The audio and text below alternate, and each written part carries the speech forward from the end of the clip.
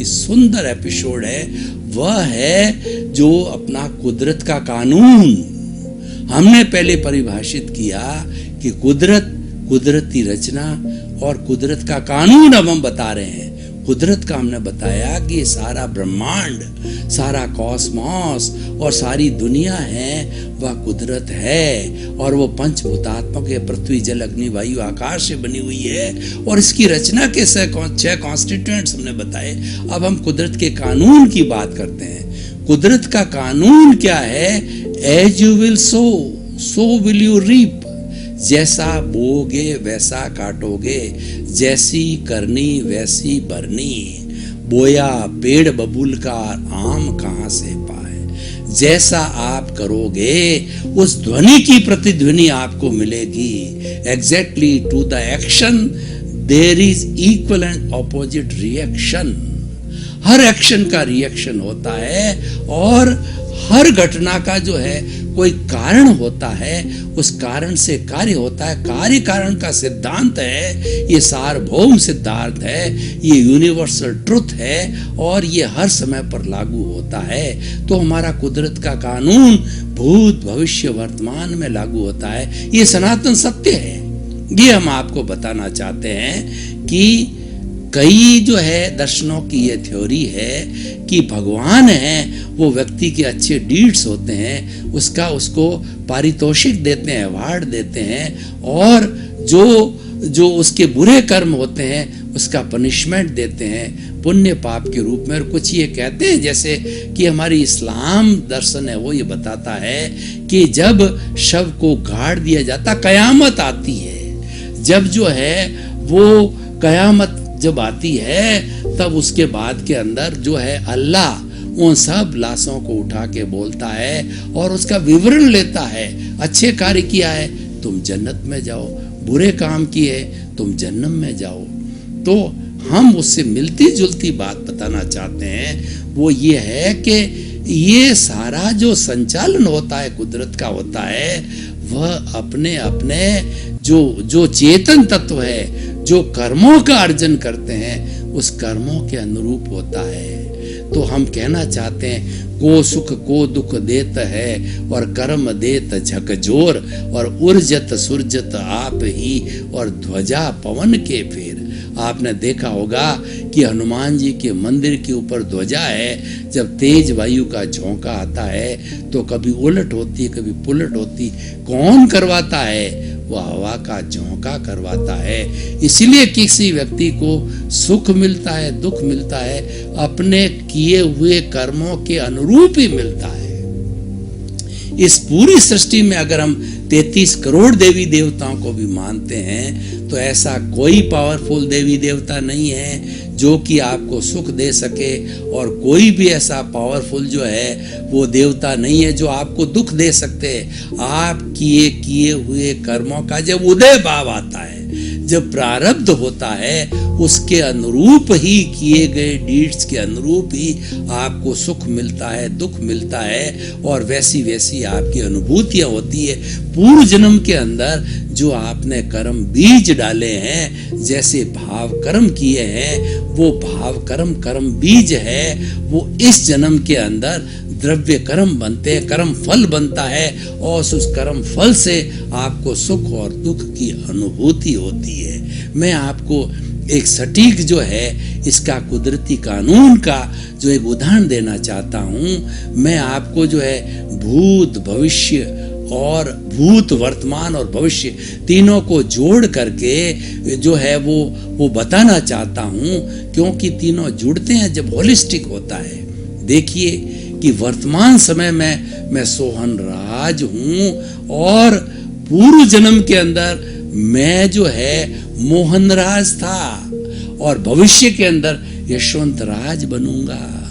तो मोहन राज ने जैसे जैसे भाव कर्म किए भूतकाल के अंदर, और कर्म बीज डाले, और वो भाव कर्म जो है, जो ही मोहन राज तो चला गया शरीर, लेकिन वो भाव कर्म है, इस जन्म में उस भाव कर्म जो द्रव्य कर्म में जन्म लेते ही कन्वर्ट हो गए, इस सोहन राज उन द्रव्य कर्मों को भुगत रहा है। मूल रूप से वो 8 कर्म है, ज्ञानावर्णीय, दर्शनावर्णीय, वेदनीय, मोहनीय, आयुष्य, नाम, गोत्र, अंतराय।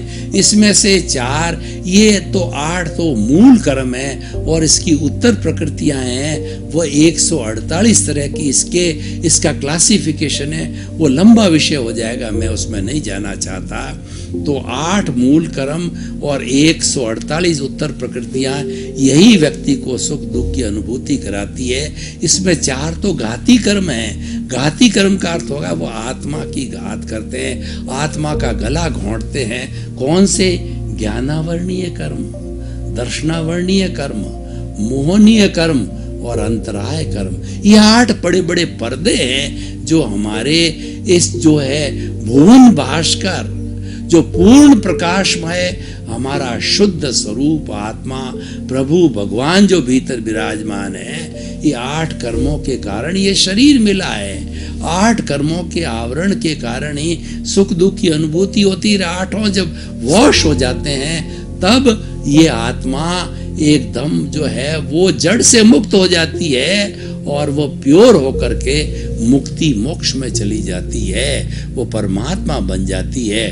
तो हमारे जो है ज्ञानावर्णीय कर्म ज्ञान का पर्दा डालता है। व्यक्ति की बुद्धि नहीं होती, व्यक्ति की स्मरण शक्ति नहीं रहती, व्यक्ति को कुछ भी याद नहीं होता, व्यक्ति पढ़ता है वो भूल जाता है, उसको ज्ञान नहीं चढ़ता, और पढ़ाई भी नहीं होती है, वो अनपढ़ रह जाता है। ये ज्ञानावर्णीय कर्म है। अब ये कर्म क्यों बनता है, ये छूटने क्या कारण है, अलग विषय है, उसमें मैं नहीं जाना चाहता। उसमें जाना अगर जाऊंगा तो कुदरत का कानून है वह रह जाएगा, शेष रह जाएगा।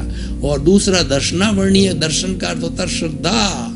भगवान ईश्वर के अंदर श्रद्धा नहीं करने देता, श्रद्धा पे पर्दा डाल देता है। और ज्ञानावर्णीय कर्म जो मैंने बताया है, ये आंख पे पट्टी के समान है। पट्टी बनी आदमी अंधा हो जाता है, ज्ञानावर्णीय कर्म में अंधे रूप में होता है। दर्शनावर्णीय कर्म जो है, भगवान के मंदिर के सामने पुजारी ने पर्दा डाल रखा, इसलिए भगवान के दर्शन नहीं होते। दर्शनावर्णीय कर्म जो है उस ये पर्दे के समान होता है, ये जो हमें अनुभूति नहीं करना देता।